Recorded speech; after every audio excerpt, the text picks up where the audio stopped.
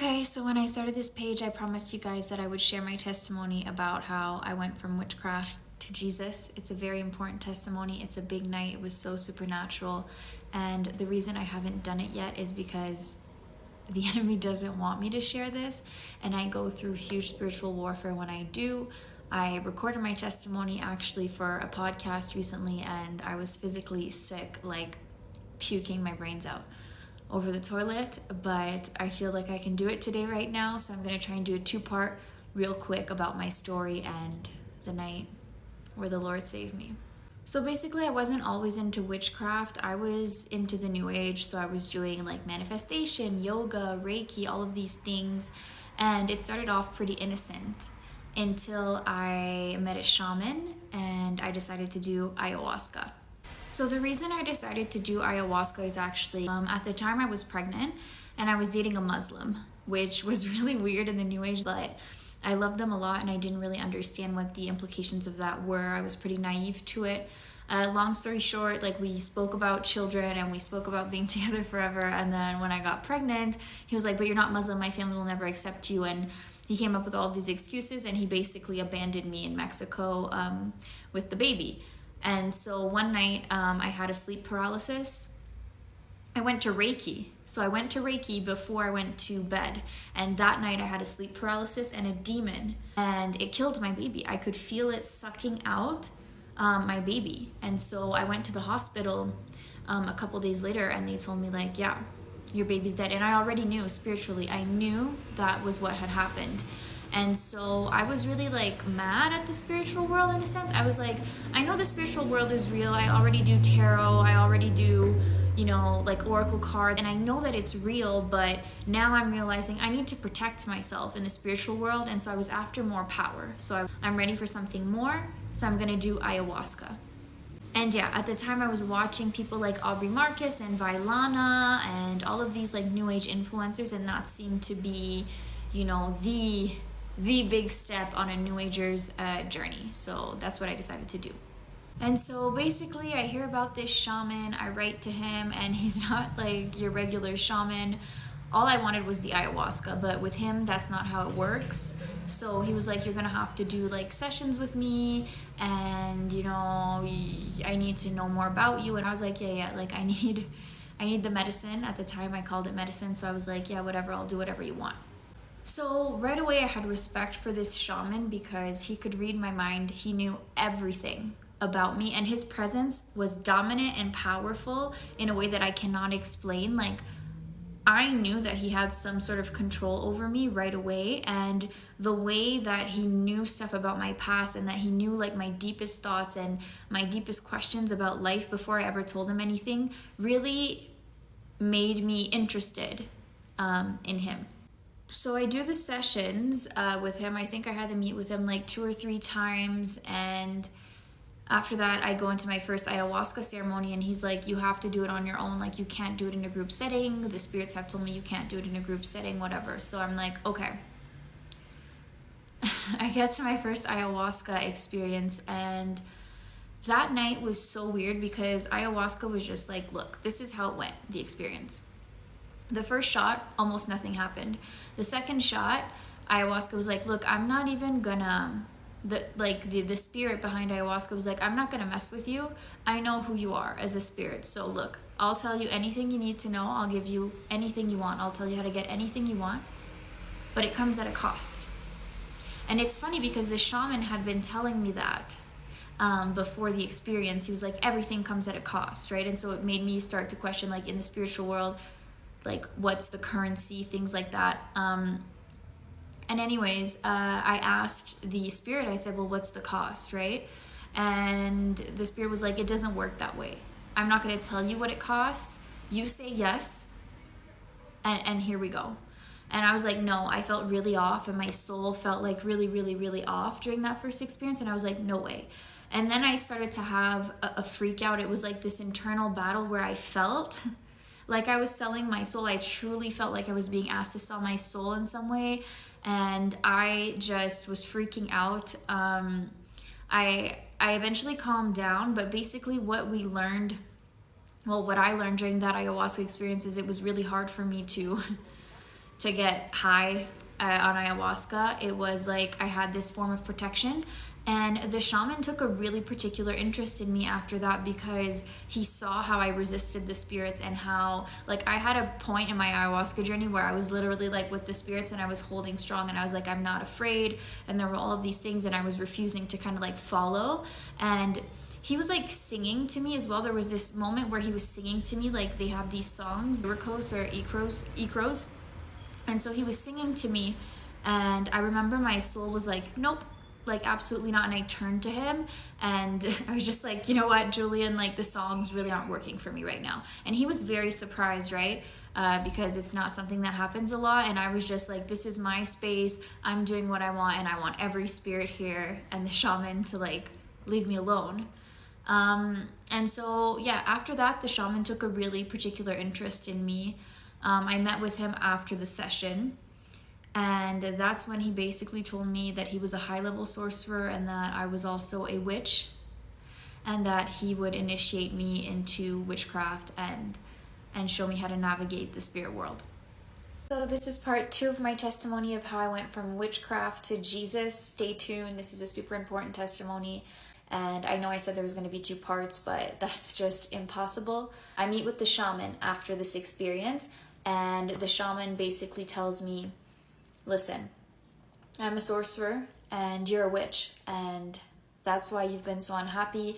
That's why you feel like nothing makes sense. You were never meant to live a regular human life, and now's the time that you start to live in the spirit and I can teach you. So what you have to understand about me at this point in the journey is like, I don't care about anything in life. Like everything is starting to feel extremely empty and I'm just so lost because I've always been a very deep person. And so I always knew the world was wicked and nothing seemed to have purpose. And so when he told me that, I was like, okay, like maybe. Also, I had a friend that was also working with him and like I talked to her about it. I was really open with her.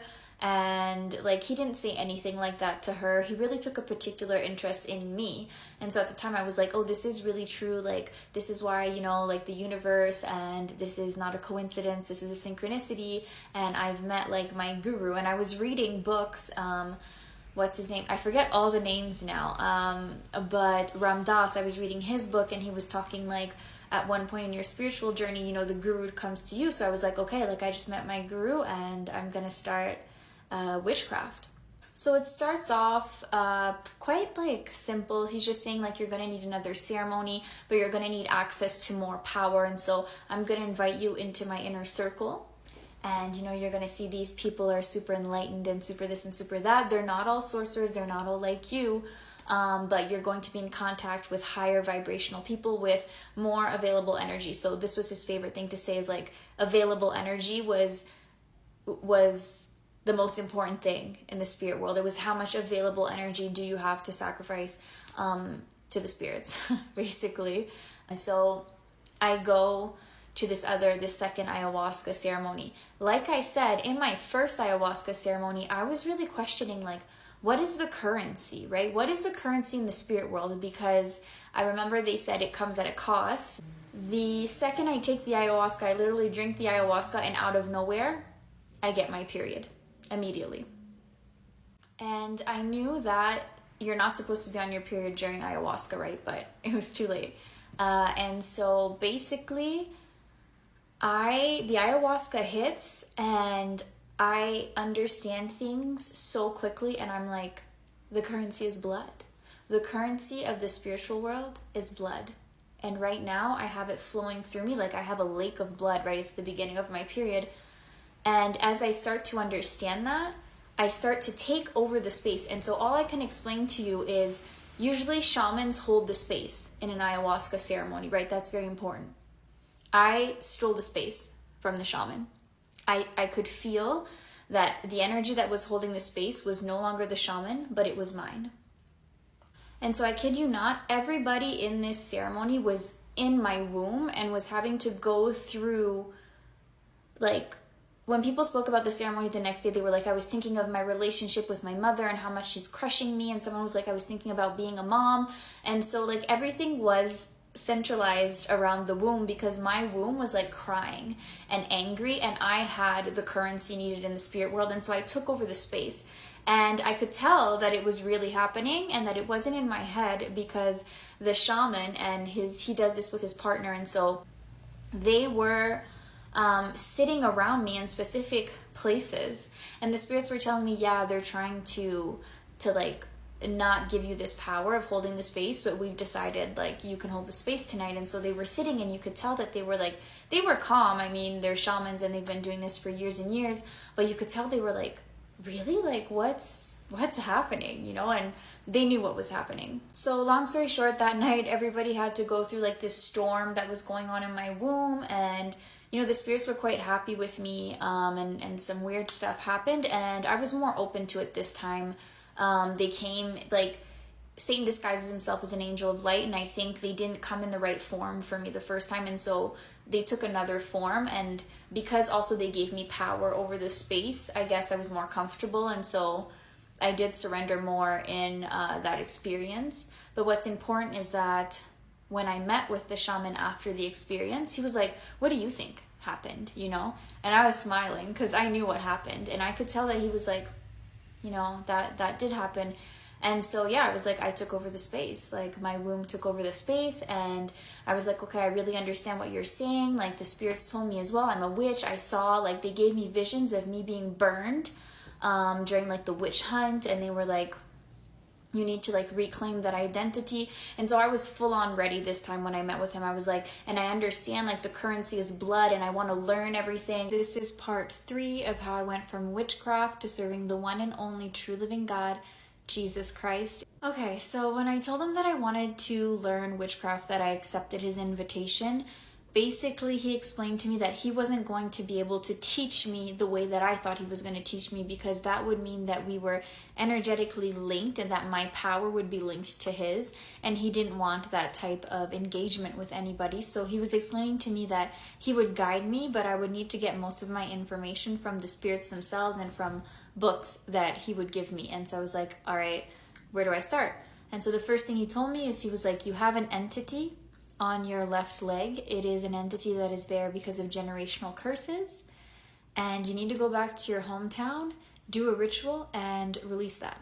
So to put you guys into context, I hadn't been to my hometown in about 10 years. I hate it there. I didn't like the way that I grew up. I have a really bad relationship with my dad. I was abused as a child, and so I really had no interest in going there, but I was ready to do anything at this point. So I said, okay, well, what's the ritual?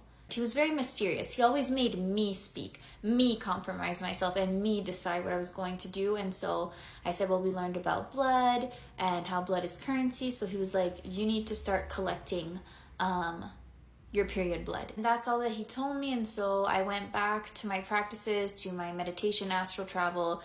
I went back to my cards, my oracle cards, and I started to get more information. So basically I was collecting this blood, and I was putting it into bottles, and I was labeling it with my feelings, with the date, with the moon, and I started to have this mindset where I was like, why do we waste this blood? That's so crazy that we waste our blood when it's currency. And so already you guys can see it's getting pretty dark, but at the time I'm so disillusioned. Like, I think this is what I'm supposed to be doing. So I prepare all of this blood, and I book a flight to my hometown, but before I get to my hometown, I go into Playa del Carmen, which is where I got pregnant with the baby that I lost, and I wanted to visit some friends there. I didn't have any plans for going there. It was just kind of like a layover trip so that I could fly out from Cancun to my hometown. When I got there on the second day, this was my first supernatural experience where I had spirits talking to me, and they were like, you need to stop everything right now. I took the full day off, and they were like, we're going to do a ritual to bury your baby. And everything that happened after that was extremely supernatural. I took all the blood. I took pictures of my baby in my stomach. I took candles, all of these things. The spirits were telling me I went to buy some stuff, and I put it all in a bag, and I was like, where am I going? And they were like, the beach. And so I head to the beach. I walk on the beach for like 30 minutes. At one point they're like, this is it, this is here. I dig a hole, and I swear guys, it wasn't me doing this. I dig a hole, and I literally put all of this stuff in the hole. I start putting it on fire. I put blood. I put all of the photos, and I'm just chanting over this. And the emotions I felt was so supernatural. It was just this, I was trying to release my baby and to protect him, but I had anger. I believe now that it was anger against God. I had all of these emotions, and I just let it come out. Somehow talking to the trees as well. It was very, very crazy. I wasn't on drugs. I wasn't doing anything. And after I did that, I could feel my son, because I knew it was supposed to be a boy. That's what the spirits told me, and that's what Ayahuasca had also told me. And I could feel my son with me at all times. After that, it was a spirit. I now think it was a demon trying to communicate me through that. But I had a son, and sometimes he would ride a horse. What that means, I don't know. But after that, my touch with reality was completely different. I was living a whole different life. It was like my initiation. The spirits told me exactly what to do, and after that, it was kind of like I understood witchcraft on another level. And so after that, I was fully in the spirit at all times. It's very hard for me to explain now, but completely detached from reality. And I'm on my way to my hometown to do this ritual. I don't know what it's going to be yet, but I understand now that I can talk to spirits, and I'm on my way to release this entity so that I can finally access this power that this sorcerer is telling me that I have. All right, I'm super winded. I'm under attack, so that'll be part 3 and part 4 soon. Hey, this is part 4 of my... As I explained in a previous video, I'm on my way to my hometown that I haven't been to in years because this shaman who initiated me into witchcraft is telling me that I have an entity around my left leg and that I need to go do a ritual in my hometown in order to remove this entity. Now, like I said, I have already done my first blood ritual. So I get to my hometown. I'm staying with my mom. My mom, she practices like tarot. She's a bit of a witch herself, not like I was doing. I think she started, I guess, the generational curse of witchcraft through small acts of witchcraft. And so I get there, and to be honest, like at this point, my spiritual eyes are open, and I'm just kind of like looking at, you know, her life and her addictions and where she is. And I'm thinking like, wow, you know, she started on the right path, but I guess she never became powerful enough to really take control over her life. But I'm realizing that all of these practices, they're not working for her. And so that's important because it comes up again later. Now, I'm in my hometown. I don't know how long I'm going to be there. And I'm like waiting for these spirits to tell me what to do, right? Because I don't know what to do. I'm a baby witch, and I know this is going to be a huge ritual. So I'm waiting for directions. For 3 or 4 days, I just don't get any direction. And I'm feeling just so annoyed because I don't like going back to my hometown, but the spirits are making me meet with people from my past and go to places from my past, but nothing that has to do with my dad and his generational curses and the entity around my leg. And so I'm a little bit annoyed. Then one day, they tell me to get really high. And so I always liked smoking weed, but I didn't smoke all the time. In this particular phase, I would say being in my hometown and my mom being a weed smoker, I was smoking weed, and one day they were like, get really, really high. And so I got up in the morning and I smoked like 2 blunts. I was flying, and then I just knew what to do. And so I got up and I started by going to where I grew up with my dad. I picked up some stuff from the earth. I picked up like clovers. I had my childhood teddy bear, Bruno, who's so important to me, but I had him and I cut a little bit of his fur off, and I basically, you know, I needed stuff from the earth. I had tears, I had blood, and I was going to these places where I used to live with my dad, and I had sage, and I was just chanting over the doors, and again, like the same thing as with the first ritual, I felt all of these emotions just coming through. It was so powerful. And I was chanting stuff and I was rebuking stuff. And I picked up all the stuff that they told me, and I headed to this place in nature, which is a park from my hometown. It's close to where I used to live. And so I go to this park, and I start digging a hole. So it's a little bit of the same thing that happened on the beach. And so I dig a hole, and this time I pour way more blood than I did the first time. And the whole thing is supernatural. Again, I put everything into the hole, and I'm seeing stuff I hardly understand. And I'm like, I'm leaving this behind. And there are so many things in this hole. Like, it sounds very mundane, but what's going on spiritually is I'm disconnected from reality, and this like energy is flowing through me, and I'm trying to release this spirit, right? And so basically I know now that I'm paying the spirits to help me get rid of another spirit. Everything comes at a cost in the spirit world, everything that you do. And so, yes, these practices can work, but the thing is they come at a huge cost for your soul because you're not working with the right energy. The only thing that's free is the blood of the Lamb, the blood of Jesus Christ, the one and only true living God. And so keep that in mind if you're in these practices, because someday you're going to need it. I do the ritual, and I literally feel my body trembling, and I felt free after that. However, I felt the emptiest I have ever felt in my entire life. And things just got worse over time. And so I left my hometown and I went back to Quebec City, which is where my cousin lives and is who I usually live with when I go back to my home province. And so while I'm there, I would say two things are happening. The first thing is that I'm just doing more and more rituals. Like, my whole life is a ritual at this point. I'm spending days looking for 4-leaf clovers because that's what the spirit guides are telling me. I'm also like doing these spell jars. For every little thing in my life is a ritual. I'm touching myself and doing that sort of magic. By the way, if you're not in the covenant of marriage, stay away from all activity. Stay away from it. It's very dangerous to do that outside of the covenant of marriage. It brings your energy out there, and it makes it so that any entity can just grasp onto it and enter into covenant with you. And so I will do another video on that, but please, please, please trust me when I say that those things should be reserved for the covenant of marriage. And so yeah, everything in my life is a ritual, and I'm just feeling like there's always something to do. There's always an ingredient I need.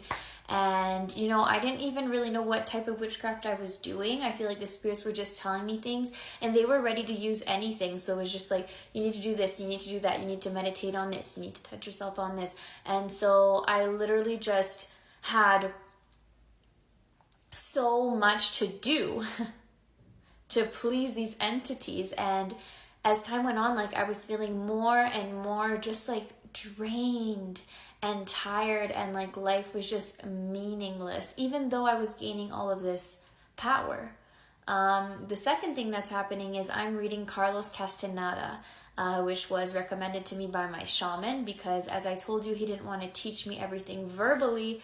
He wanted me to learn on my own so that we wouldn't be energetically connected.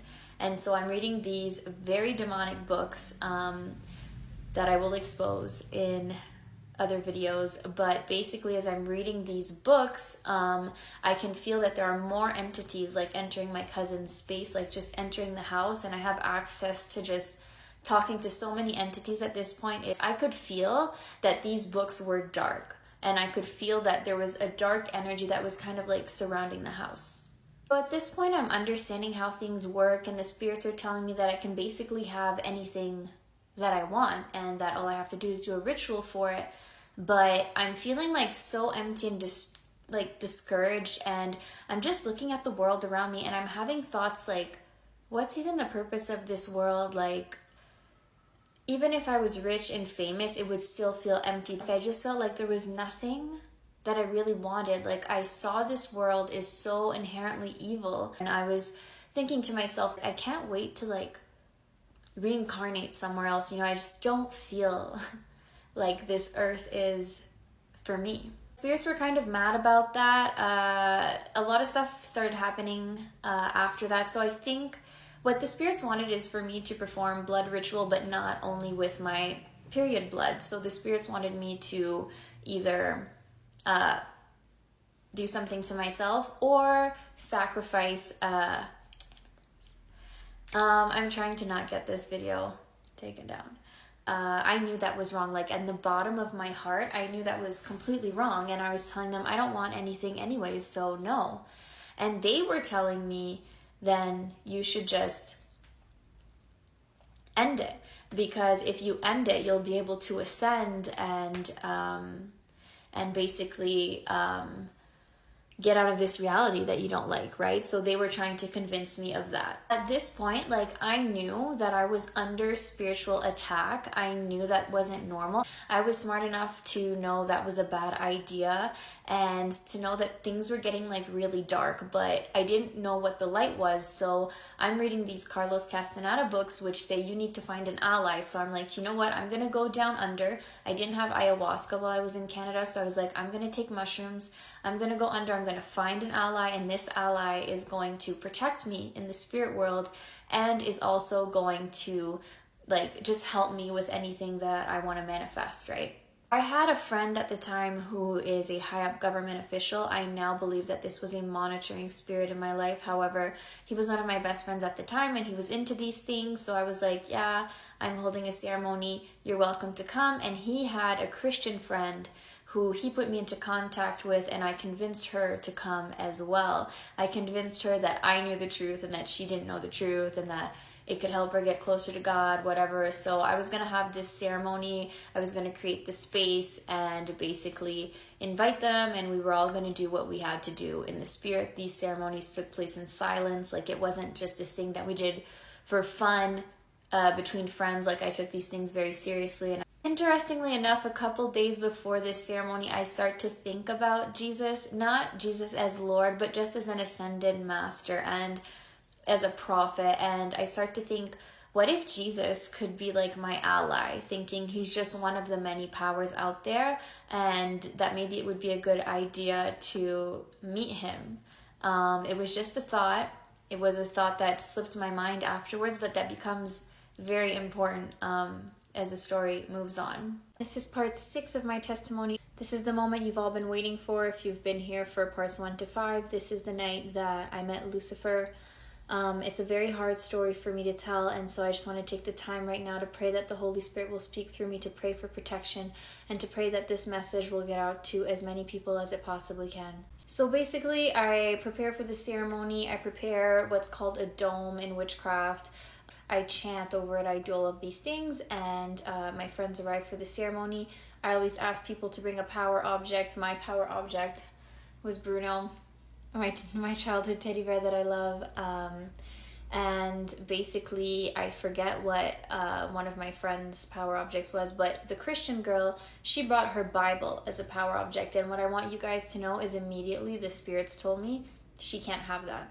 Now at this point in time, I'm not like super close with these spirits. I'm kind of doubting them, and so I was like, you know what, she can have her Bible. It was so hard to get her here, and I really just don't want to deal with having to tell her that she can't have her Bible, and so I ignored what the spirits told me. To make a long story short, we prepared, we took the mushrooms, and we sat in silence and prepared to go down under. I had put shamanic drumming, which was what I was used to during ceremonies.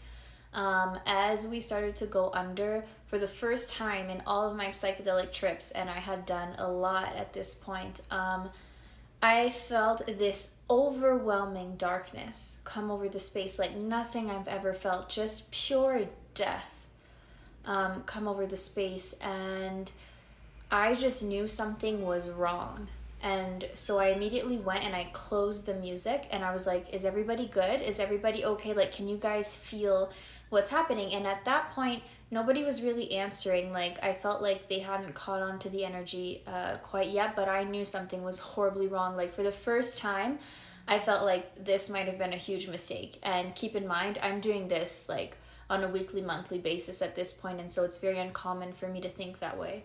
All of a sudden, I just get this download, and I look at my friend. This is a fake name, but we're going to call him Max. And so I look at Max, and I know that he's the problem. I know something is horribly wrong, and so I go, Max, are we good? Hey, are we good? And I've done psychedelics with this person multiple times in the past, and nothing like this has ever happened. And he's not answering, and he has his hoodie, and he's just looking down, and I know there's something within him that's the problem.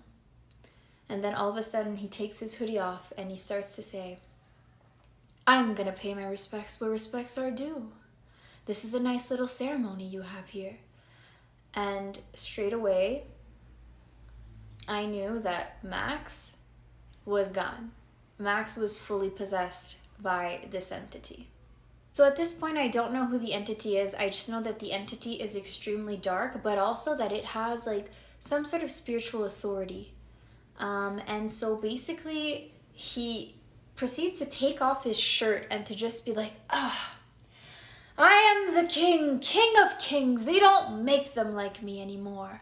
And he's just going on a rant about being some sort of king. And he's like, I created all of this and it's all witchcraft. And as this is happening, I am being fully attacked by demonic spirits. I'm lying on the floor and I cannot move.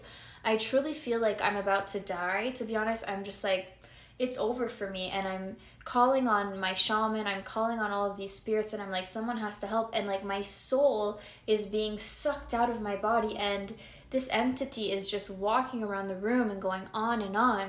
And he's telling me, all you have to do is ask for my help and I'll help you. And at this point, I'm freezing and I feel like, because it's death. Death is so cold, guys. I was so cold. I was like trembling and I just knew I was so far gone. I knew I was really close to death. And I didn't mind dying, funny enough, but then last minute I kind of freaked out about it. And I knew I shouldn't ask for his help. I knew it was dark and I knew that I didn't want to interact with him, but I just got so scared that I was like, I'm gonna need you to help me. And so Max, who's fully possessed by this entity, who is Lucifer, but I don't know that at the time, he comes and he grabs me and he hugs me and he's like with his chest, and all of a sudden like I warm up very, very quickly, and all of the spirits, like to his command, they just leave me alone. And so I come back and I'm fully okay, even though I was literally dying moments before. From that point on, I got up and I was so afraid of this entity, but I also understood how much power this entity had, and I was intrigued. And so I started asking like a variety of questions that I had about spiritual things. And you know, he was showing me all of this stuff. He was showing me how witches could travel. Like he was showing me that if I became a really high class witch, I could physically move my body from where I was in Canada to Madagascar. And he was ripping away pieces of reality. That's the only way I know how to explain it. He was showing me how it was all held by witchcraft and that he was the creator of it all. And I just was speechless, and there was something in me that was just listening to everything that he said. And I was wondering so many things. Like I talked about celebrities, I talked about Buddhism, and then he kept saying like all of these high ranking people, they're with me. Like I take care of them. They're under my protection. And so are you if you want to be. Like you're under my protection. That's why you're not dead right now. It's that you're under my protection. And before I continue my story, I just want to pray that the Holy Spirit speak through me. I want to pray for protection, Lord. I want to pray that this message get out to as many people as possible, and that my testimony be a testament to your power, Lord, be a testament to your love and to your salvation, and that we save as many souls as possible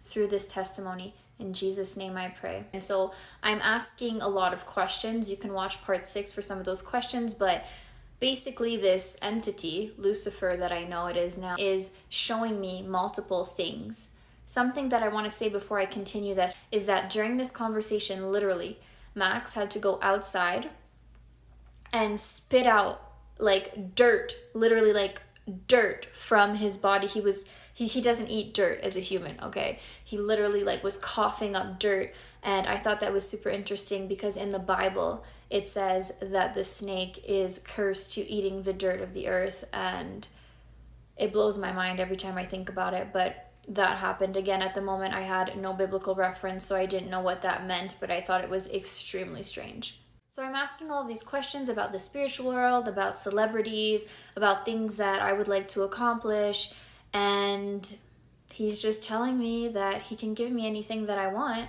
and that basically all I have to do is work with him.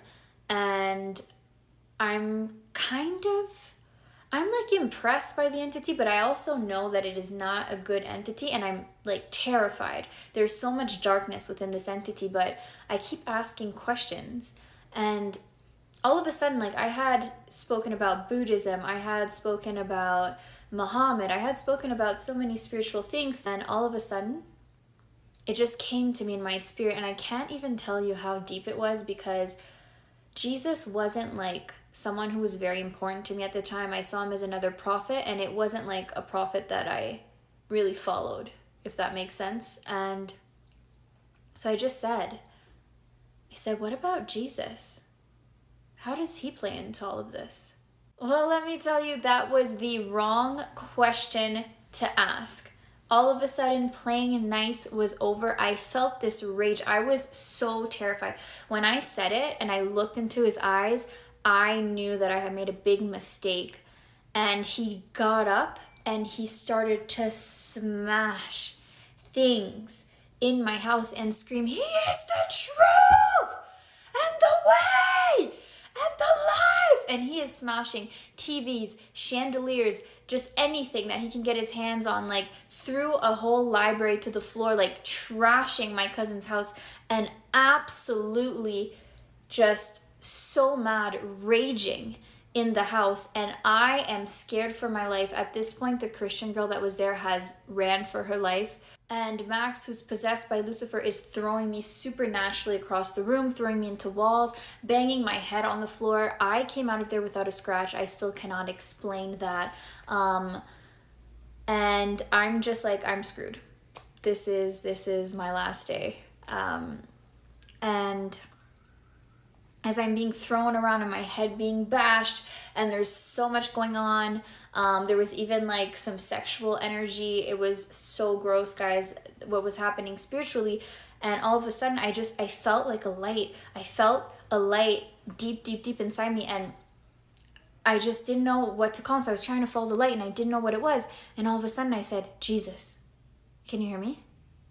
Jesus, can you hear me?" And I started to feel in my soul that was the answer. And I was like, Jesus, can you hear me? And all of a sudden, this energy overtook the room, and I saw a beam of light. And all of a sudden, just everything came into this big bubble of love, and I understood the truth supernaturally. It was downloaded into my DNA. I understood that he was my creator, that he knew me in the womb, that he knew every single thing about me. He knew that I picked my nose this time when I was 7 years old, like everything. He knew every time I cried. And he was there my entire life. He really was. He was there my entire life with me and holding my hand. Even though I was ignoring him, and even though I didn't believe in him, he was there, and I knew the truth.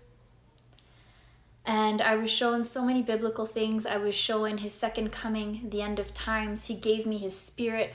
We had just the most supernatural conversation. I understood the Bible before I even read it.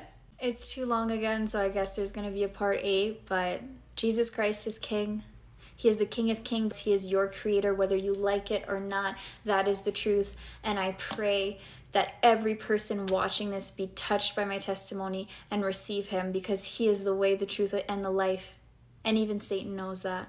And you should know it too, because that is your identity. And your identity in Christ is something beyond what you have ever imagined for yourself.